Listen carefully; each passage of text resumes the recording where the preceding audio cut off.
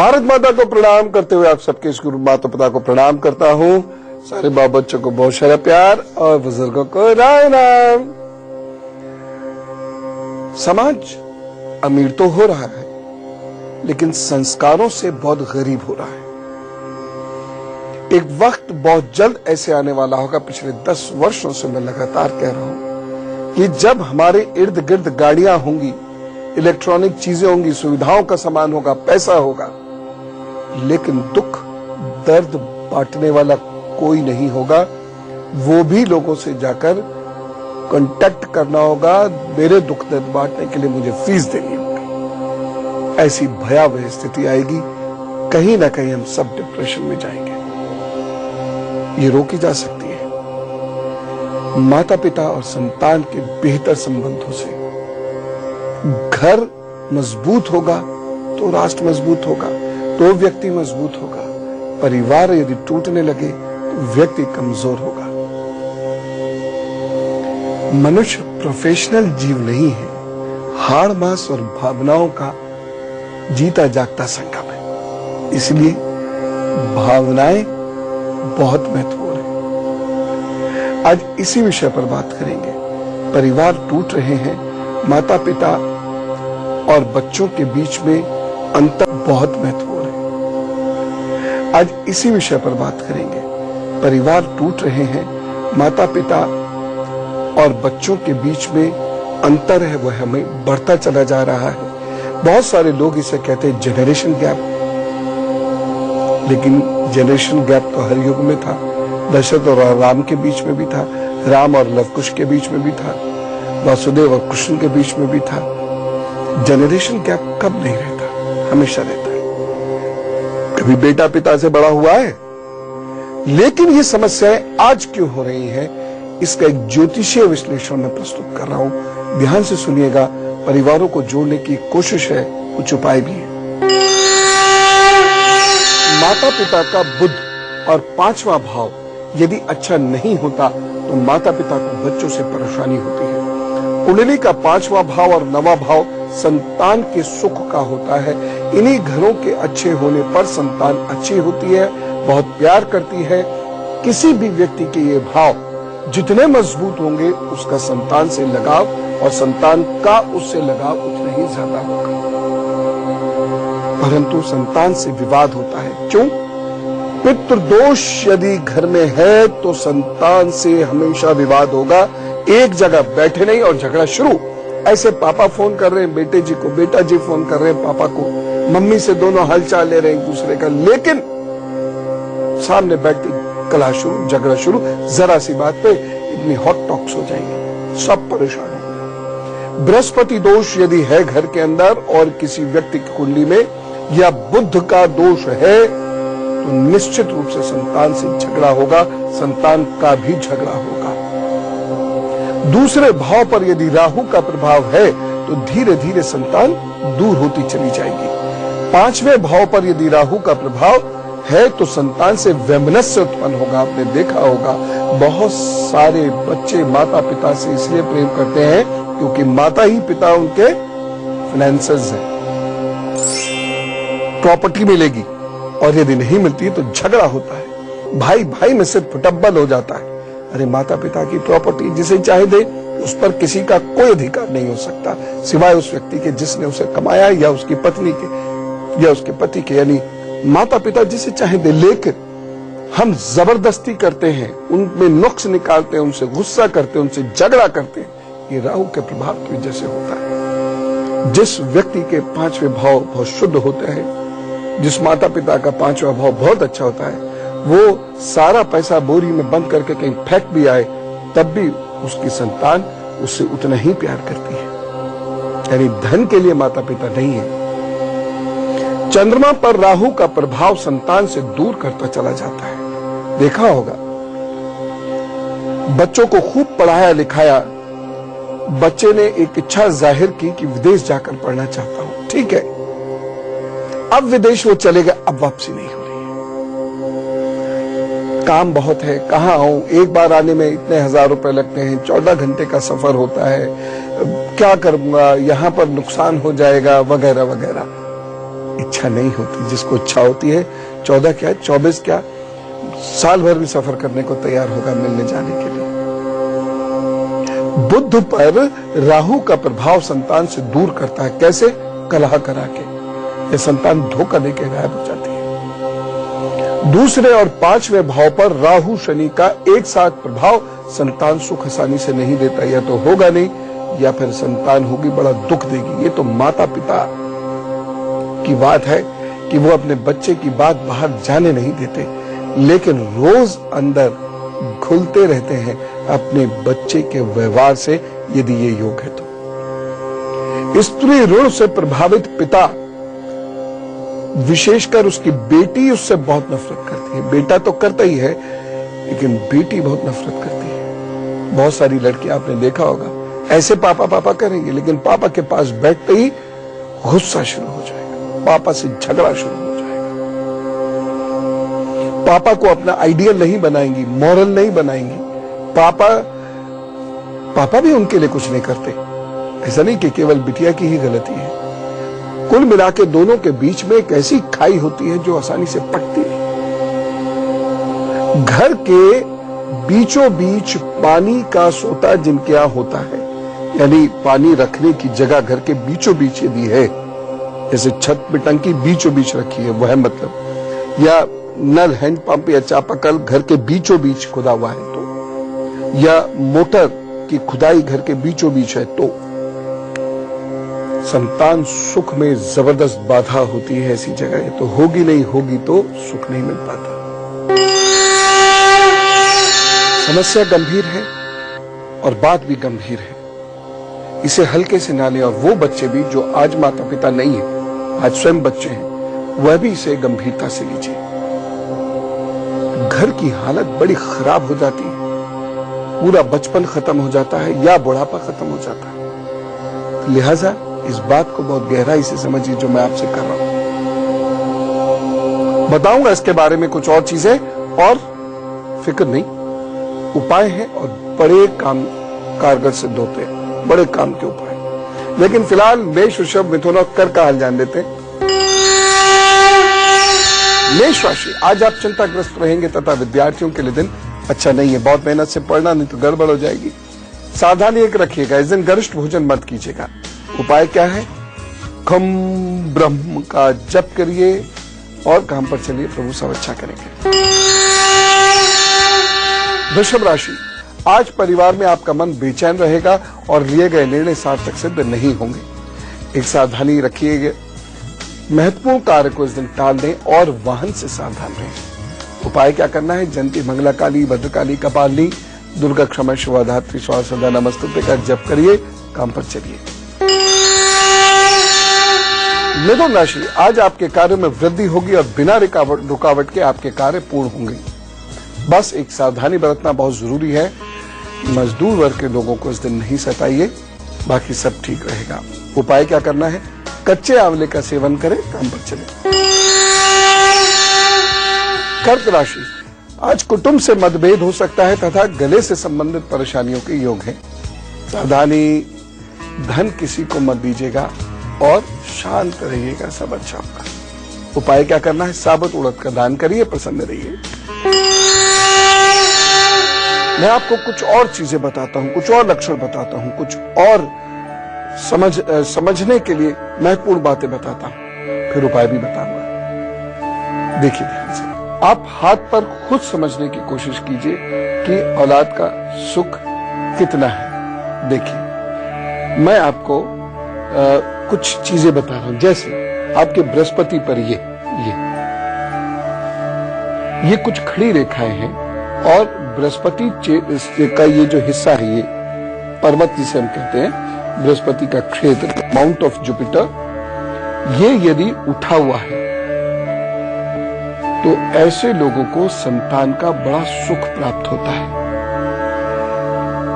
ये स्थान स्त्रियों का विशेष रूप से स्वस्थ होना चाहिए। अगर ये रेखाएं ऐसे कटी फटी हैं या ये स्थान जो है ये दबा हुआ है स्त्रियों का और यहां पर कुछ कटी फटी ऐसी रेखाएं आ रही हैं, तो ये अच्छा नहीं है। या यहां पर, यहां पर, यहां पर, यहां पर ऐसे तिल है कोई, तो ये अच्छा नहीं है।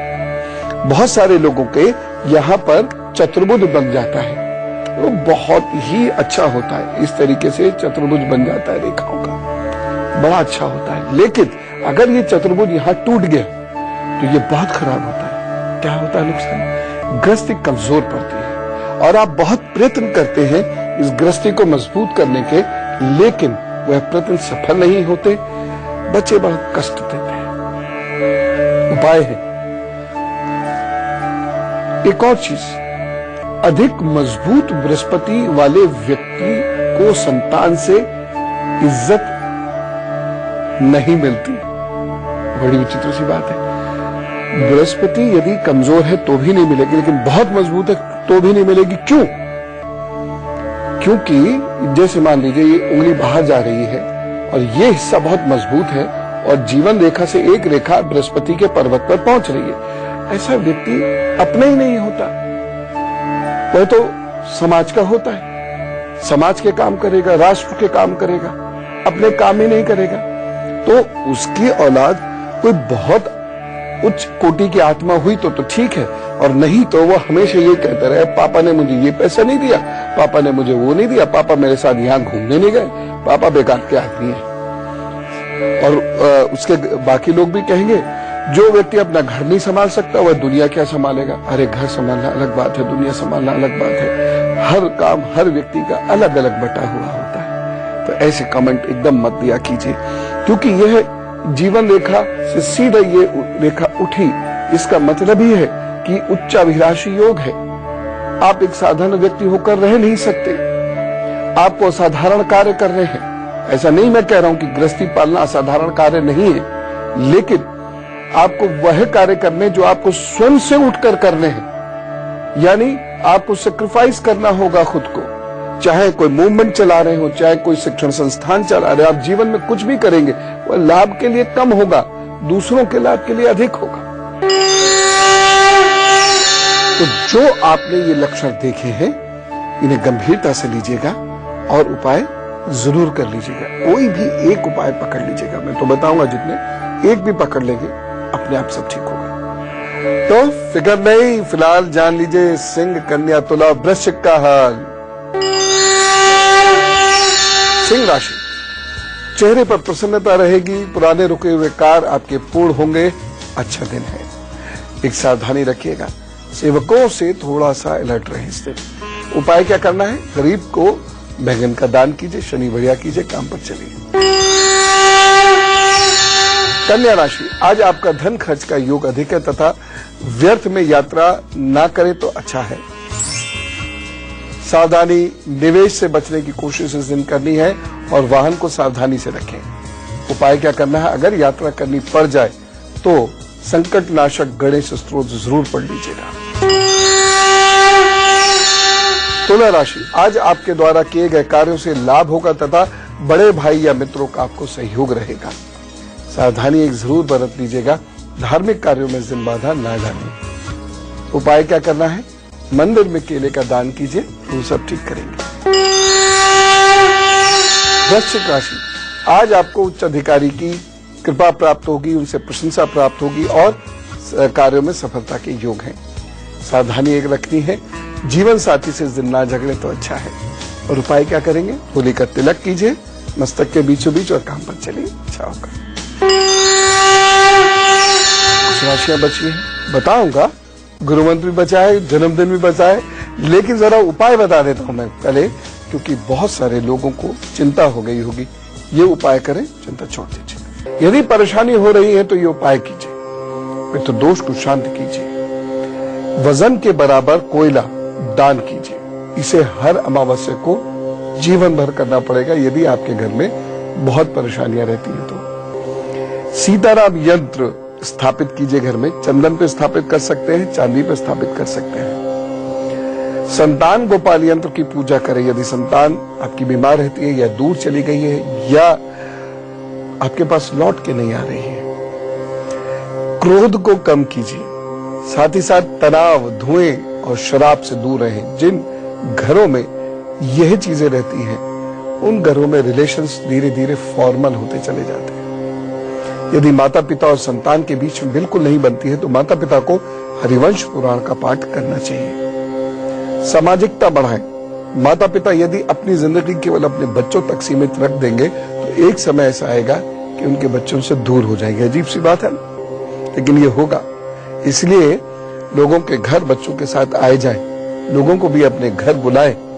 इससे आपके घर का बृहस्पति अच्छा होता है और आपके घर में प्रेम बढ़ता है। मंदिर की देखभाल करने में हिस्सेदारी बनाइए। जाइए मंदिर की देखभाल कीजिए।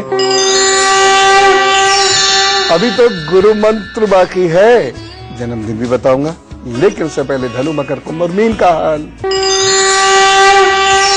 धनु राशि, आज आपके बढ़ते हुए कार्यों में बाधा आ सकती है, स्वास्थ्य में भी बाधा आ सकती है। बहुत मेहनत करने का मन होगा, स्वास्थ्य हो सकता है आपका साथ ही ना दे, लेकिन खैर चिंता मत कीजिएगा।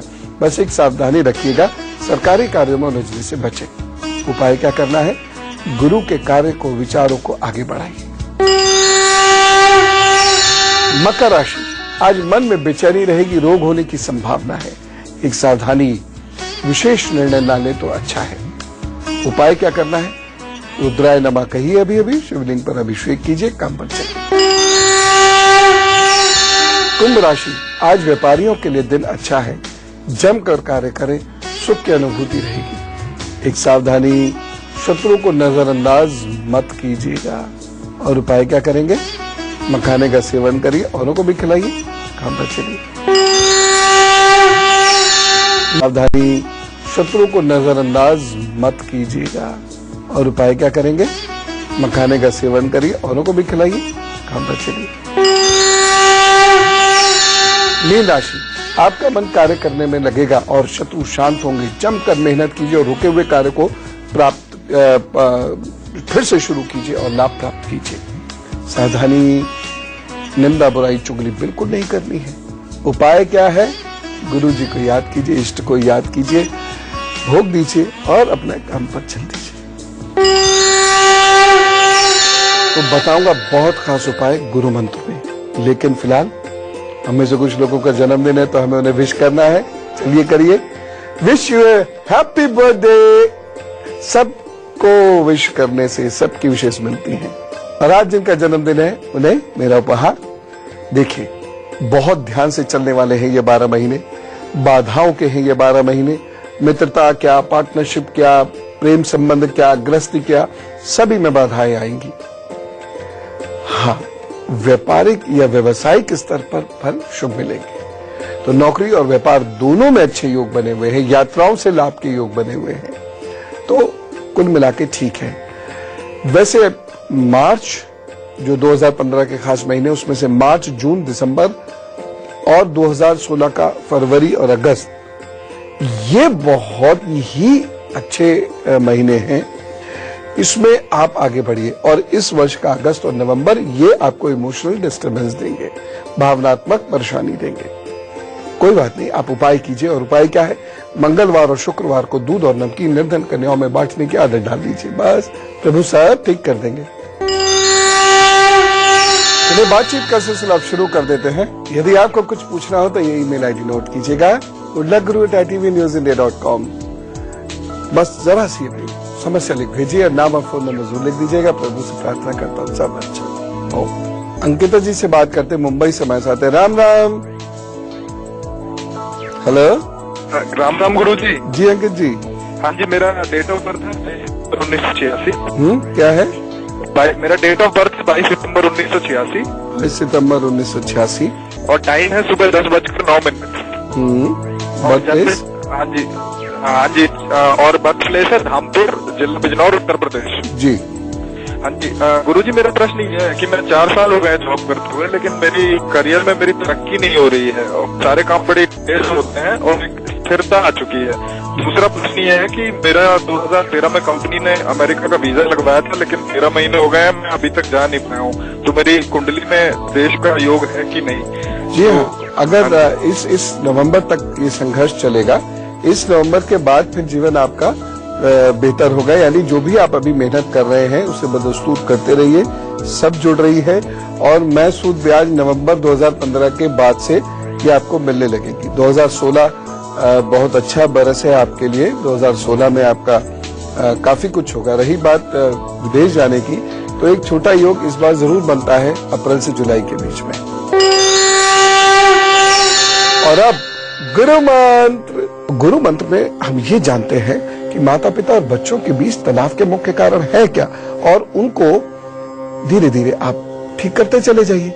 जैसे जब माता पिता पढ़ाई के लिए कहते हैं तो बच्चों से झगड़ा होता है। बच्चे स्कूल नहीं बदलना चाहते, माता पिता स्कूल बदलना चाहते, उसमें परेशानी होती है। बच्चों की कुछ बुरी आदतें होती हैं, उनके भले के लिए माता पिता टोकते हैं तो प्रॉब्लम। माता पिता कहते हैं सुबह जल्दी उठो तो प्रॉब्लम। इंटरनेट का यूज कम करो तो प्रॉब्लम। फिर माता पिता बच्चों से कहते हैं धार्मिक परंपराओं को निभाओ, इसमें प्रॉब्लम हो जाता है। उसके बाद कोई करियर ये सुझाते हैं, मम्मी पापा वो करियर सुझाते हैं, बच्चे जी वो करियर में जाना चाहते हैं, उसके लिए झगड़ा होता है। उसके बाद बच्चा घूमने जाना चाहता है, माता पिता अनेक परिस्थितियों के कारण मना करते हैं, बच्चा वहीं नाराज हो जाता है। उसके साथ साथ बच्चा कभी चाहता है कुछ वस्तुएं, मुझे ये खरीदना है, मुझे वो खरीदना है, माता पिता ने मना किया, किसी कारण से झगड़ता है।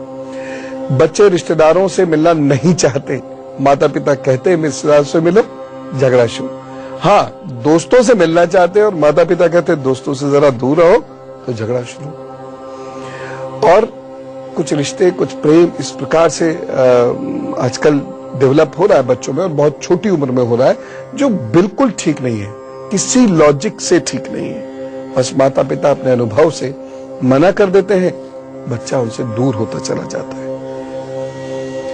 बच्चे